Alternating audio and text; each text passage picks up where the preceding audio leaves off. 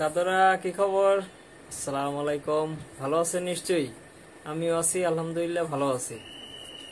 দেখেন, চুরি করতে করতে এখন এমন একটা অবস্থা হয়ে গেছে, যেমন চুরি করতে করতে একটা ঘরের সমস্ত কিছু নিয়ে গেছে। হ্যাঁ, এখন ঘরের শুধু ফ্রেম আছে, আর কিছু নাই। ভিতরে কোনো আসবাবপত্র নাই, ভিতরে কোনো ভালো জিনিসপত্র নাই। হ্যাঁ, বলতে গেলে কোনো কিছু নাই, শুধু ফ্রেমটা আছে। হ্যাঁ, আর ঘরের মতো যা একটা জায়গা আছে। আর হইলো ভিতরে ফাঁকা। বলতেছিলাম বাংলাদেশের বর্তমান অবস্থার কথা।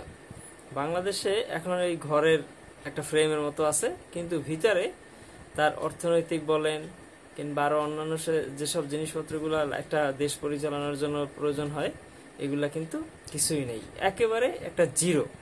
হ্যাঁ, প্রত্যেকটা প্রকল্পে এখন বের হচ্ছে আর কি, প্রত্যেকটা প্রকল্পে হাজার হাজার কোটি টাকা লোপাট।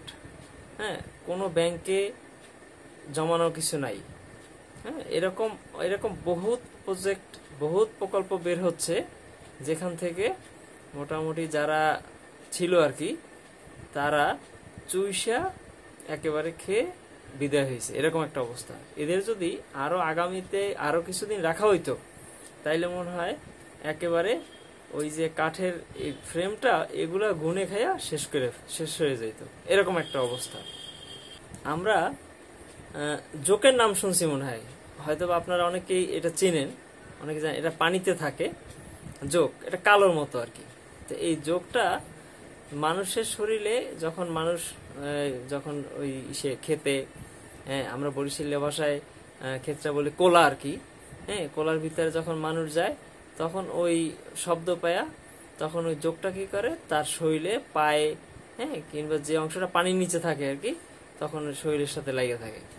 সে লাইকে কি করে, আস্তে আস্তে আস্তে আস্তে আস্তে করে রক্ত চুইসা, মানে যখন জোকটা একেবারে পটকা হয়ে যায় আর কি, হ্যাঁ, মানে যখন আর রক্ত নিতে পারে না, তখন ও ছাইড়া দেয়। ঠিক আছে? এখন এই জোকের মতো কিন্তু অবস্থাটা হয়েছে আর কি।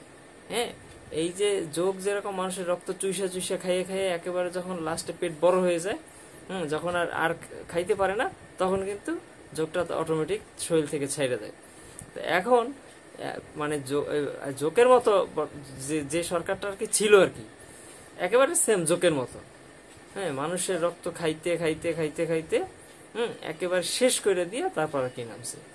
দেখেন, বিভিন্ন কোম্পানির কাছে, বিভিন্ন মানে বড় বড় প্রতিষ্ঠানের কাছে এখন আমরা একটা জিম্মির অবস্থায় আছি।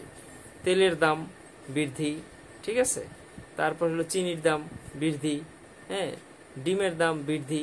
হ্যাঁ, এরকম কিছু কিছু প্রতিষ্ঠান আছে যাদের কারণে আজকে মোটামুটি আমাদের মতো মধ্যবিত্তদের অবস্থা, হ্যাঁ, এখন মানে নাকের উপরে এখন পানি চলে আসছে। মানে মানে এখন আপনি নিঃশ্বাস নিতে গেলে নাকের ভিতর থেকে পানি চলে আপনি মারা যাবেন। এরকম একটা অবস্থা এখন চলতেছে। কারণ অর্থনীতি তো শেষ। আর বড় বড় প্রভাবশালীদের কাছে আমাদের যে সিন্ডিকেট গুলো ছিল, তারা মোটামুটি সিন্ডিকেট কইরা তারাও খাইয়ে দেয় জোকের মতো হয়ে গেছে আর কি। এখন এই ইসের থেকে আমাদের পরিত্রাণ হইতে হবে আর কি।